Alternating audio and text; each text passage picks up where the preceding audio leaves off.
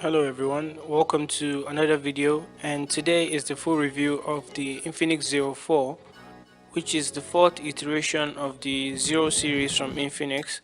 And Infinix bills this Zero series as the top of the line phones, and the Zero 4 is top of the line because of the metal unibody design, and the Gorilla Glass in front makes you know immediately you hold this phone that it's a very premium device. And I think I love the design so much because it reminded me of the HTC 10.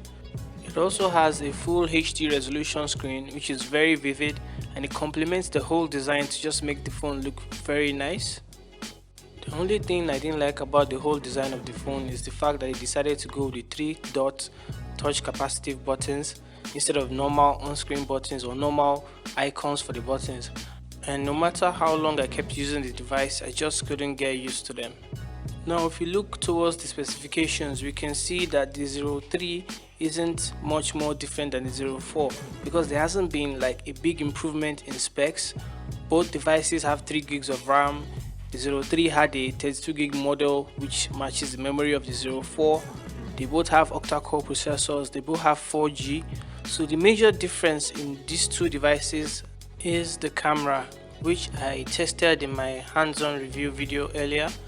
And apart from the pro controls that the camera affords you and the slightly better picture quality and video quality, there isn't much difference between the Zero 4 and the Zero 3 apart from the unibody and metallic design. Now, I confirmed this with CPU-Z when I decided to check out the true specs, which shows me that the phone has an octa-core MT6753 processor running at 1.3 GHz, which is the same clock speed that the Zero 3 ran on.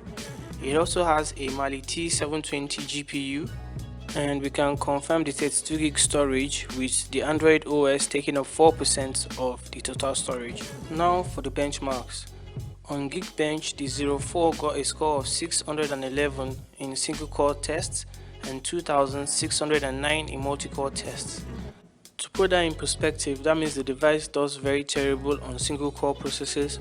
In fact, I couldn't even find a device to match the score with, but on multi-core processes it does a lot better, and in fact it even ranks higher than the Xiaomi Redmi Note 3, which has a Snapdragon chip in it.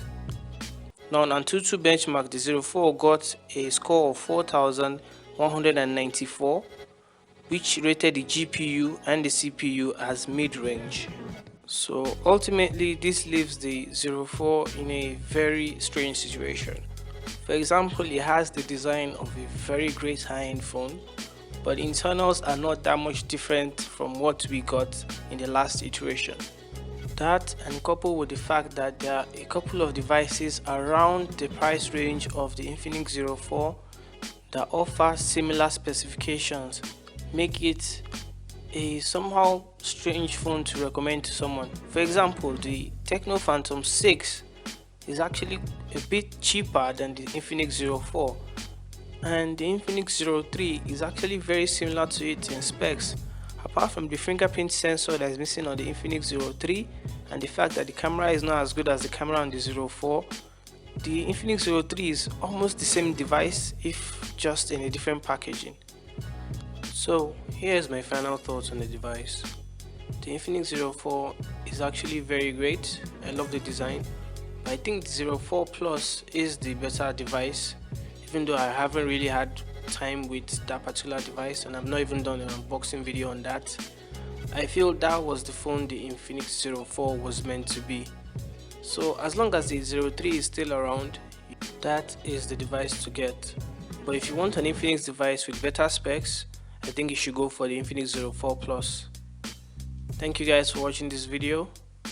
Thank you so much for the support. Like if you like this video, subscribe if you love it, and see you guys next time.